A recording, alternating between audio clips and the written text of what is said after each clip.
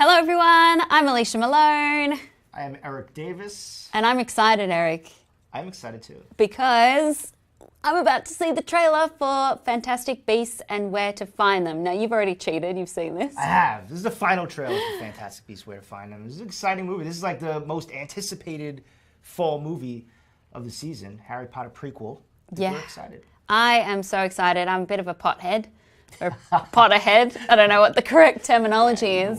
But I love Harry Potter. I love all the books. I love all the movies. And I can't wait to see this movie and just get involved in that world again. It's such a great universe, cinematic universe, I guess you could start to say, because now this is a spin-off. It's definitely, yeah. You're like the opposite of me. I am not a Potterhead. I'm familiar with Harry Potter. I've seen some of the movies. I haven't read any of the books. So I'm kind None of coming. of the books? I haven't read any of the books. No. What? So I'm going in fresh. You're a father. I am ashamed. I'm going in, so I want to go in fresh to Fantastic Beasts. Like I love the cast. I love the New York setting, and I'm like, all right, well, what if I started with this movie as my sort of intro into this world, and then maybe backtrack. So that's how I'm approaching it. That's an interesting perspective on it, and I've purposely stayed away from the internet this morning. I, tweeted out that we're going to be doing this, but I didn't look at any tweets about this trailer. I haven't watched this trailer because I wanted to see it live. And one thing that I'm really hoping with this trailer, something that we haven't seen yet, are the beasts themselves. Fantastic. Are they fantastic? Are they fantastic, and where do you find them? I don't know. That's what I want to know. So I think what we could do is get Jimmy to put the trailer up, and we'll watch it and react to it and then talk about it afterwards. I'm excited. Let's roll. Watch it. What's exciting so far? Oh, there you go.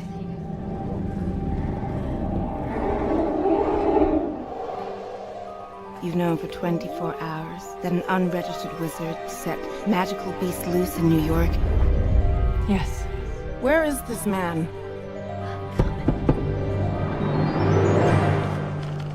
Hey! So, you're the guy with the case full of monsters, huh?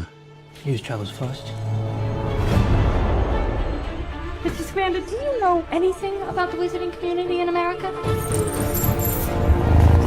Hey! There's a beast! Hey, Mr. English guy! I think your egg is hatching!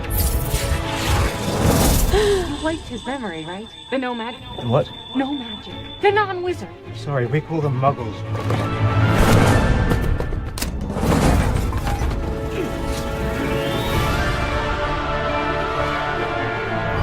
I don't think I'm dreaming.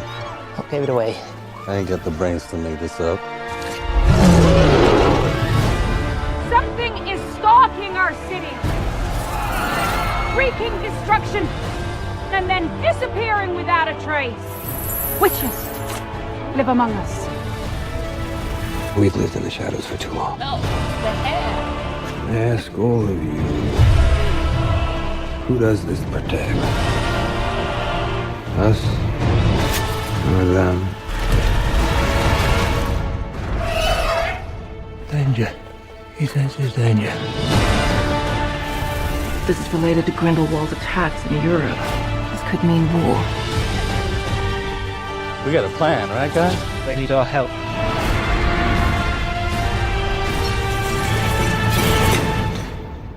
Was that everything that came out of the case?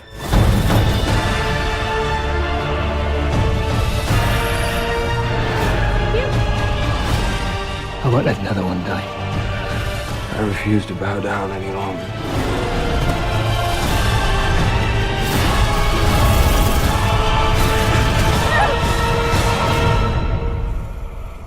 Time is running out. Mr. Scamander.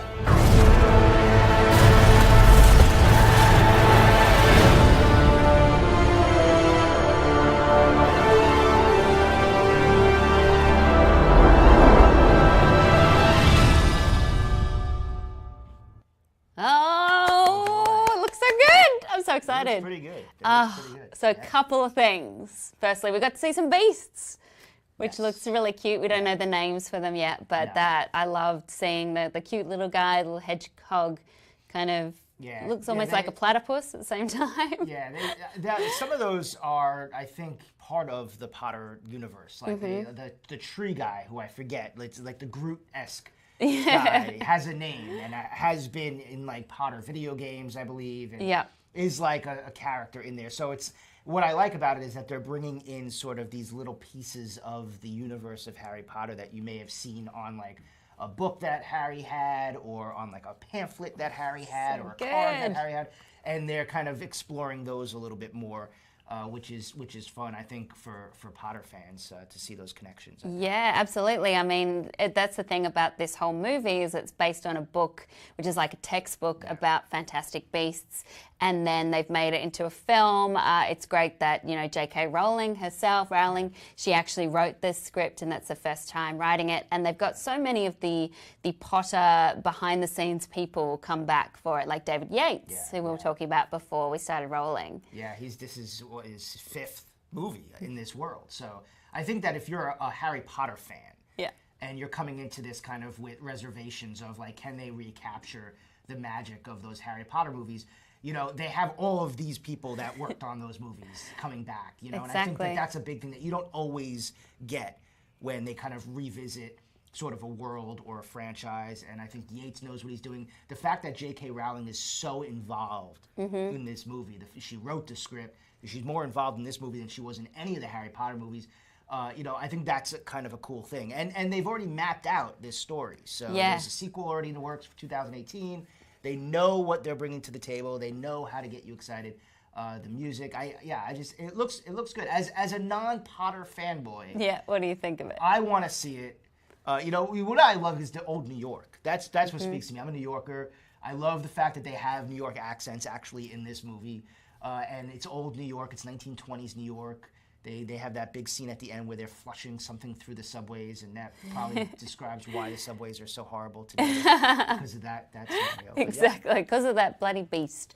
The thing that I really like about it, like you were saying, is that it has elements of Harry Potter world, so it feels familiar, but at the same time, it's a completely different story. It takes place in a different timeline. It's set in 1920s New York. So you have the American magical community, like that line in the trailer about, don't you know how the American community works, the magical community, and then the idea of, instead of muggles, they're called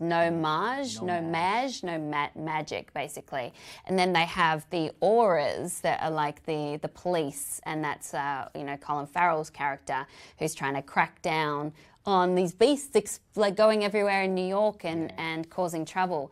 So it's definitely a more grown-up Harry Potter, which I think is a smart thing to do because the fans like me have grown up with the series. And so now this feels like it's something that is more for people my age, or I can at least justify to myself when I get so excited about seeing it. Yeah, more adults and more a Harry Potter kind of cinematic universe movie for adults. You know, you mentioned Colin Farrell. He looks like he's the villain in this movie. I think that's kind of what, but he also has something going on. Ezra Miller looks like he may be. What is that hair? I just have to say, like that haircut, the bowl haircut. Yeah, a little bit of a weird cut. But he's such a great actor. 20s New York, you know. We call them no-mages here. You Yeah, know? This is what we no-mage. call them here on this I'm side. walking here. I'm magicking here. There is some little kind of connections, I think, to Dumbledore, which they mentioned this other wizard.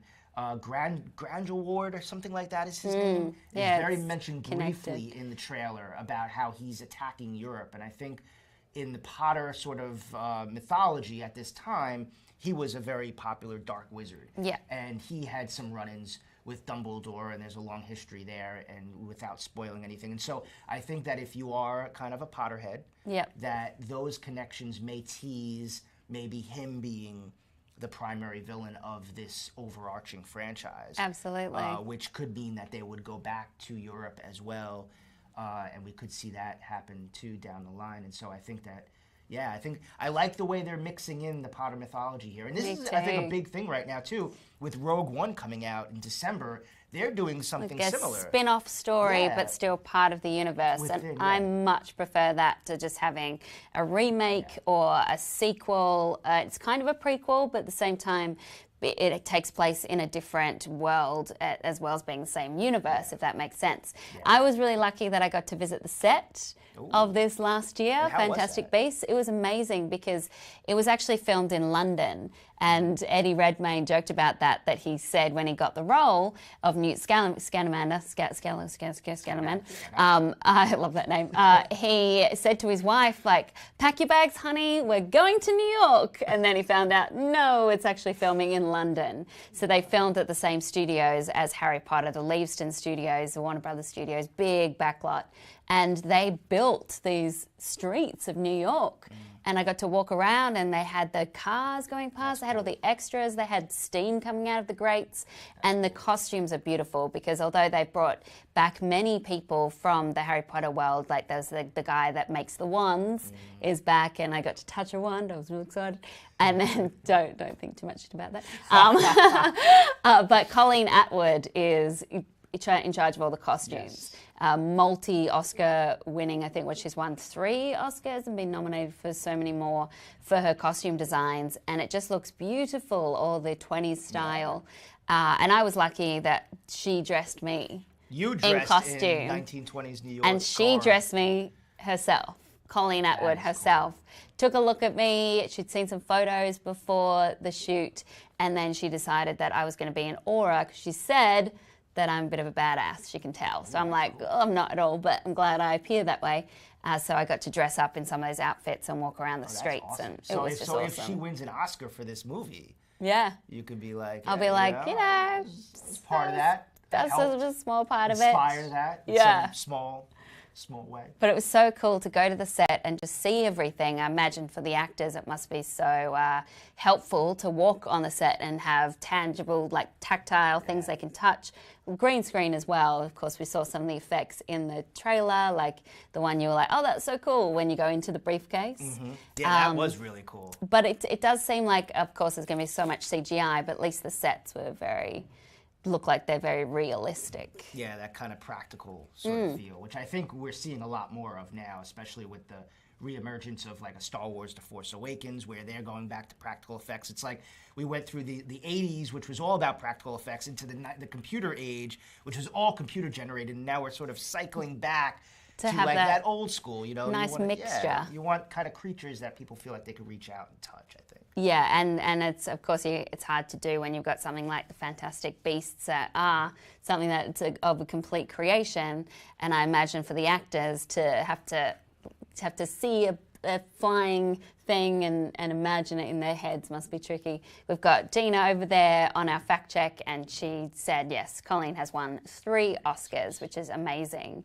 And I wouldn't be surprised if she is nominated again for this movie. It looks awesome. It looks amazing. Look great. I think the costumes are great. The actors are wonderful as well. It's such an interesting collection of actors. You were saying before we started about Catherine Waterston. Yeah, who's great. I love her in Inherent Vice, the Paul Thomas Anderson movie. I fell in love with her in that film. And she's Sam Waterston's daughter. Yeah. So it's the Waterston family. And she's, I think, a terrific actress. When I saw her in Inherent Vice, I was like, she's going to be the next big thing. And I think we're starting to see her emerge now. This is, I think, really her first major kind of blockbuster movie. And she's an integral part of the film. And I think it's going to be cool to see her kind of, spread her wings a little bit as an actress. Yeah, she was saying that was her first big sets, first big CG that she had to imagine and be involved with that world, but she loved it. Also, you've got, we mentioned Colin Farrell, but you've got Jon Voight in there as well, which I didn't realize that he was in the film at all, so he's excited to see what role he's playing. Yes. And then some great actresses like Alison Sudol, who plays the sister to Catherine Waterston's character, and she's someone that no one would recognize the name of, and she's a newcomer, but she has such a beautiful quality about her when I was watching them film on set that just seems very very vulnerable. At the same time, they're both strong female characters, which of course I love. Which is great. And then Eddie himself, Oscar winner. Yeah, he looks Eddie perfect. Redmayne. And he looks perfect for this role. He just kind of melts into these roles, and he has that sort of perfect sensibility to play this guy who seems like he's smart and brainy and knows a lot about this specific situation, but he also seems like he's a little fractured. Yes, he's a fish out of water, Yes. particularly in this world. And you can see in the trailer, he's kind of a bit hunched over, a bit looking down, a little bit shy maybe, and obviously doesn't mean to cause as much trouble as he does with his magical briefcase. But Colleen Atwood was telling me on the set that she purposely made his vest just a little bit too tight. So he does give him that like hunched over, he does look out of place, and he does look like he just doesn't quite fit anywhere. So he doesn't fit in this New York world, and he doesn't fit into his costume, and I love that. Gina's reminding us that Zoe Kravitz is going to be in this as well, and she is a wonderful actress. We've seen her, and she was great in Dope, I remember last year. Mad Max Fury Road. Mad Max Fury Road. She was cool. She's in a lot of movies. She just pops up kind of as in the background, and she's really good. And Dan Fogler too. And she's going to be in the sequel as well. And one thing that does look different already about this trailer is that you have diversity. It's not all the same looking characters, as that's what a lot of Harry Potter, critics of the movies were saying, that there was just a bit too much of the same type of person that was cast in that. So I love that they're trying different things with this movie. And hopefully it doesn't, because we know a sequel is coming, I'm just hoping that it tells a complete story within itself. I think the Harry Potter films were pretty good at doing that, but they all felt complete the same time they all worked together. Yeah, you don't want to feel like you're getting part of a story that should have ended. Yeah. You want to feel like I have a complete experience of this film,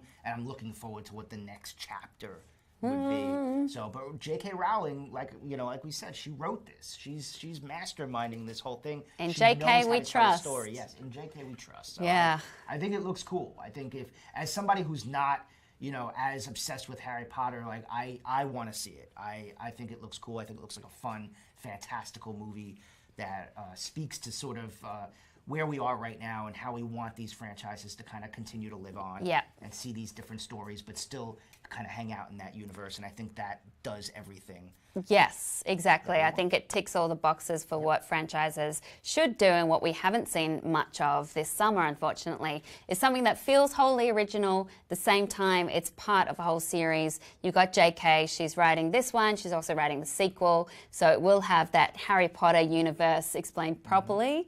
Harry Potter fans will love it. At the same time, it'll give you something new, and I think if you're not a Harry Potter fan, hopefully you will enjoy it just as much. So let us know in the comments below, what do you think of the final trailer for Fantastic Beasts and where to find them? Are you as excited as me? Can you not wait for November? Oh God, I'm so excited. Anyway, I'm Alicia Malone. I am Eric Davis. And we will see you soon. Bye. Bye.